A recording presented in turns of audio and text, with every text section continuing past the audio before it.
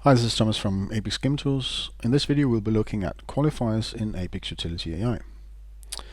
The qualifiers job is to qualify the utility of a certain action in the context of a selector. So each qualifier will score whatever its action aims to do with a certain score so that the selector can select between them. How the qualifier scores depends entirely on what the action it scores is.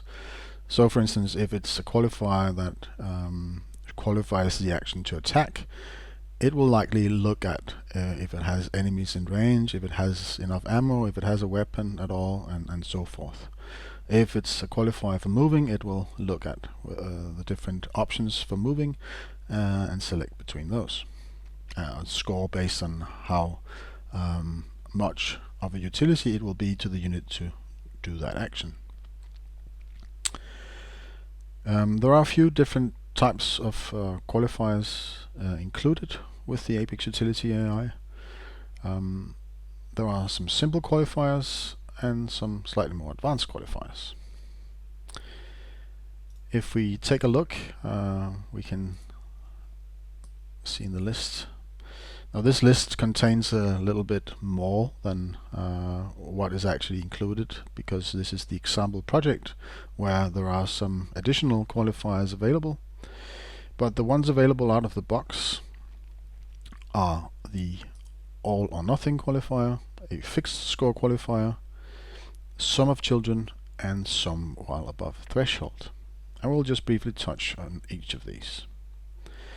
Now let's start with the fixed score. This is the most simple qualifier. It simply has a fixed score, as it says, so it will always return a fixed score. The all or nothing, let's just add it so you can see it. So it just has a fixed score that you can set, and this will be returned no matter what. The next option is the all or nothing qualifier. If you have watched the survival shooter video, you will have seen this type of qualifier. This qualifier relies on something called a contextual score, or several contextual scores, to produce its score. So it doesn't actually score anything itself, rather it delegates the scoring to its scorers. And it also has a threshold. So for this one, that means the all or nothing qualifier relies on all of its scorers combined scores to be above the threshold, in which case it will return the score. Whereas if it is below the threshold, it will return 0. So it is a binary qualifier. It either scores the full score of the scorers, or it scores 0. This type of qualifier is called a composite qualifier because it is made up from child elements or child scores. There are no scores included with Apex Utility AI, so all the scores will be something that you create yourself. We will be looking at an example in the code shortly. So let's move on to the next type of qualifier.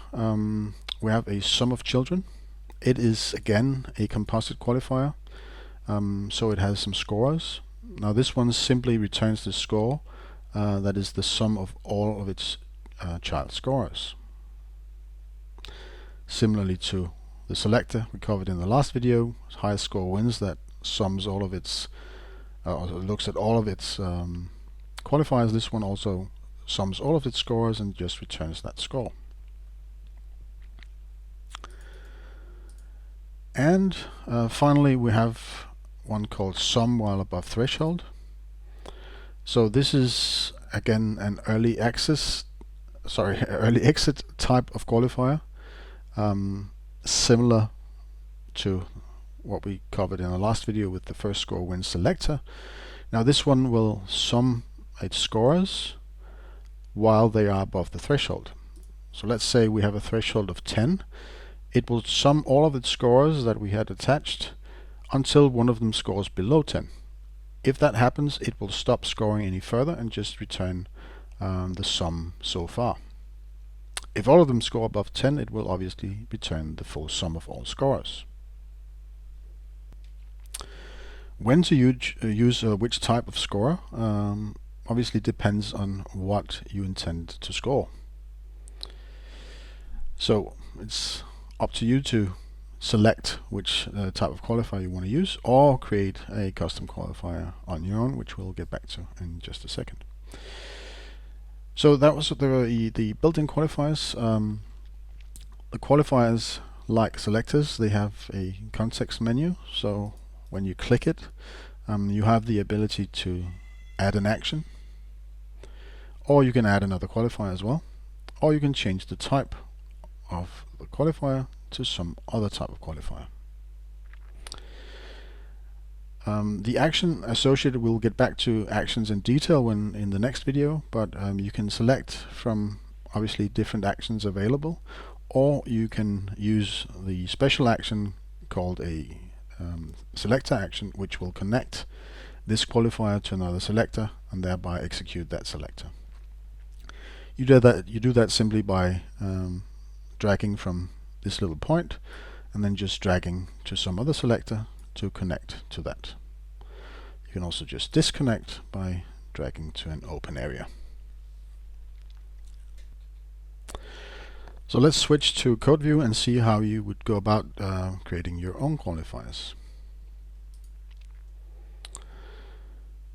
Qualifier is, you have a few options. One is to derive from the qualifier base class, as you see here. When you do that, you have a single method to override called score. It is given a reference to the context, and this is what you will then use to score whatever it is that this qualifier should be scoring. Another option is to use this is a generic version of the base class for qualifiers. Instead of getting this generalized context reference, it will then get a specialized. So this will be the implementation of the generic form. If you use the standard form, where you have just the general interface, you will need to cast your context to the concrete type of your context in order to use it, because the IAI context itself contains no properties or fields. So basically you would do like this, example context, and then the context. And then you can use this context cast to the appropriate type. So this is the alternative way of doing it. And why this is always another line of code, but it is actually a slightly more performant way of doing it than using the generic form. There is one last option, and that is to implement the iQualifier interface all the way. So instead of actually deriving from a base class, you could simply implement iQualifier, which will, as you can see, require you to implement a bit more. We obviously recommend that you just simply use the base class, as for the most part there is no reason to implement the rest of the qualifier. It is already implemented in the base class. Now, as mentioned, you get this method and you need to score and return a score, and the logic used in the scoring is entirely up to you.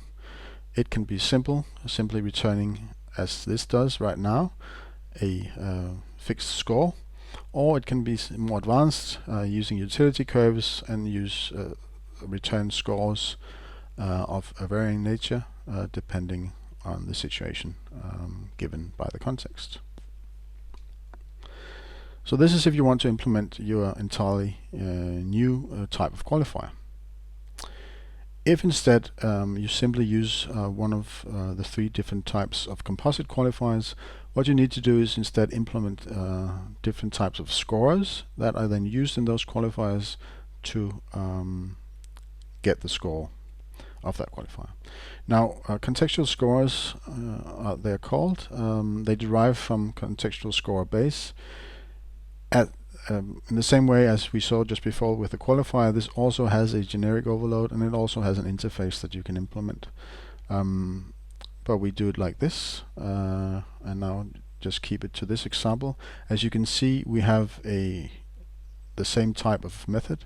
It has a score given a context, and then you simply calculate whatever score this scorer should score and return that. So that's it for qualifiers and their associated type contextual scores. In the next video we'll be looking at actions, so see you there.